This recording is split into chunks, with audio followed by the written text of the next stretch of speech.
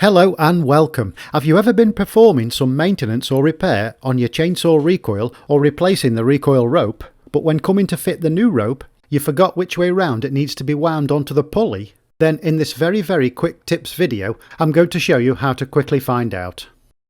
Okay, so once you've threaded the new rope back into the pulley and fixed it in place with a new knot, then simply begin by winding the rope back onto the pulley either one way or the other.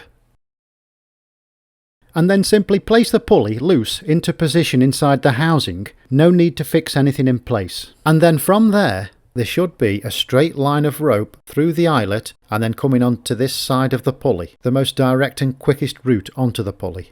If the rope was wound onto the pulley the wrong way, then it would look like this. It would be going through a bend rather than a straight line.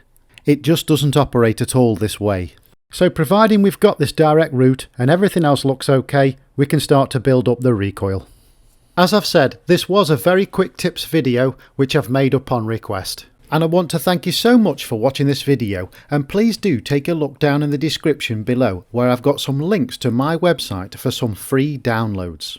I've designed these to help with diagnostics, troubleshooting and repairs of two-stroke engines, mainly chainsaws. The best of it is they're printable, so you can take them into the workshop with you and work at your own pace. There are some paid downloads, but most of them are and will continue to be free. And I shall be continuing to add new free content here, so please do keep your eyes on this side of the site. And in the meantime, I shall be back soon. Thank you for watching.